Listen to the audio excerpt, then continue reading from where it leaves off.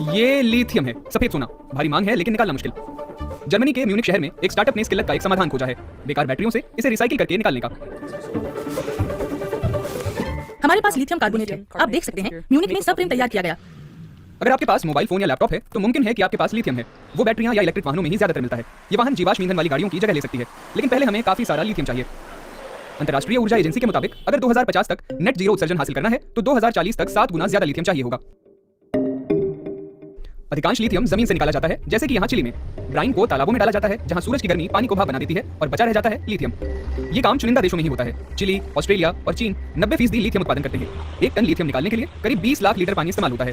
समस्याएं और भी हैं। नाइजीरिया के इस बाजार में लिथियम के ये टुकड़े आसपास की अवैध खदानों से लाकर बेचे जा रहे हैं। इन खदानों में बाल मजदूरी कराने की खबरें हैं और यहाँ काम की स्थितियां असुरक्षित बताई जाती हैं। लेकिन एक तरीका है जिससे लिथियम का खनन कम किया जा सकता है। हमें इस पदार्थ को रिसाइकिल करने का एक मौका और एक समाधान चाहिए। खूबसूरत बात यह है कि जो लिथियम आप निकालते हैं वो लिथियम ही बना रहता है और आप उसे बार-बार इस्तेमाल कर सकते हैं। बैटरियों से लिथियम की रिसाइकलिंग चुनौती भरा काम है। प्रक्रिया का पहला चरण ऐसे ठिकानों पर पूरा होता है जैसे कोस्टा रिका में ये। यहाँ पुरानी बैटरियों से एल्यूमिनियम और प्लास्टिक निकाला जाता है, फिर बचा रह जाता है बारीक काला पाउडर जिसे ब्लैक मास भी कहते हैं। सारा ये अपने पार्टनरों से खरीदती हैं। इसे प्रोसेस करने के लिए वो एक खास पोशाक पहनती हैं ताकि विषैले या जंग लगे पदार्थ छू न जाएं या सांस में न जाएं। इस ब्लैक मास में बहुत सी कीमती धातुएं होती हैं, जैसे कि कोबाल्ट, निकल, ग्रेफाइट और लिथियम, लेकिन निकासी की प्रक्रिया टेढ़ी है। That has been the biggest challenge and that's also our breakthrough. ये सबसे बड़ी चुनौती है और हमारा ब्रेक थ्रू भी यही है। हमने पता लगाया कि लिथियम को क्या पसंद है। जरा कल्पना कीजिए, डेटिंग गेम की तरह। इस लिथियम का प्रिंस चार्मिंग आखिर है कौन? वो है ये जैविक चीज। हम इससे लिथियम को आकर्षित कर सकते हैं और बैटरी के विशाल कचरे से उसे खींचकर निकाल सकते हैं। Of the big sum of battery waste. सारा हमें नहीं बता रही हैं कि ये जैविक कंपाउंड असल में है क्या। ये इंडस्ट्री काफी खुफिया है। निकासी की असल प्रक्रिया को शूट करने की इजाजत भी नहीं मिली। ये प्रोटोटाइप रिएक्टर है, लेकिन अभी के लिए इसमें सिर्फ पानी है। असली काम होता है इन काले पर्दों के पीछे। This is where the magic. यहीं पर जादू होता है। रिएक्टर में सबसे पहले ब्लैक मास जाता है। हम अपना सीक्रेट सॉस यानी वही जैविक कंपाउंड मिलाते हैं, सभी मापदंड देखते हैं और फिर प्रक्रिया शुरू कर देते हैं। उसके बाद लिथियम निकाल लिया जाता है। ये प्रक्रिया में एक स्टेप है जिसमें कोई आक्रामक रसायन इस्तेमाल नहीं होते। यही इसकी खासियत है। कागजी तौर पर रिसाइकिल हुए लिथियम से नई बैटरियां बनाई जा सकती हैं, लेकिन अभी यूरोप में ये काम बड़े पैमाने पर नहीं हो रहा। समस्या यह है कि रिसाइकलिंग में बहुत सारी ऊर्जा खप जाती है, इसलिए लिथियम की रिसाइकलिंग की लागत ऊंची होती है। कुछ साल पहले ताजा निकाला लिथियम आज के मुकाबले काफी महंगा था। अब ये बड़ी मात्रा में निकाला जा रहा है, इसलिए कीमतें फिर गिर गई हैं।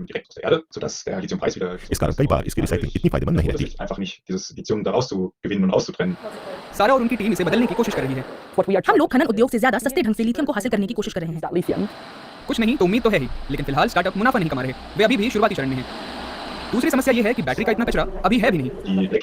बिके हुए इलेक्ट्रिक वाहन अभी भी सड़कों पर दौड़ रहे हैं। उनकी बैटरियां करीब 10 साल चलती हैं। रिसाइकिलिंग होने लायक बेकार बैटरियों की मात्रा में 2030 के बाद ही भयंकर उछाल देखने को मिलेगा। जाहिर है 2040 और उसके बाद तो वो बढ़ता ही जाएगा। बैटरी रिसाइकलिंग का काम भी रफ्तार पकड़ेगा, क्योंकि यूरोपीय संघ को भविष्य की बैटरियों में रिसाइकिल किया हुआ लिथियम चाहिए। ये सिर्फ यूरोप की बात नहीं है, उत्तरी अमेरिका, चीन और भारत में भी ये मसला है। कंपनियां यही देख रही हैं कि वे कब और कितनी रिसाइकिलिंग क्षमता स्थापित करना चाहती हैं। सारा भी देख रही है। उन्होंने खुद के लिए कुछ महत्वाकांक्षी लक्ष्य रखे हैं। 2027 तक वो हर साल 30,000 टन बैटरी कचरा प्रोसेस करने वाला एक कमर्शियल प्लांट खड़ा करना चाहती हैं। अभी तो केवल टेक्नोलॉजी को तैयार और बाजार में उछाल का इंतजार किया जा रहा है। आपके आधार कार्ड में आपका नाम, डेट ऑफ बर्थ या फोन नंबर गलत हो गया। अब इसको सही कराने के लिए आप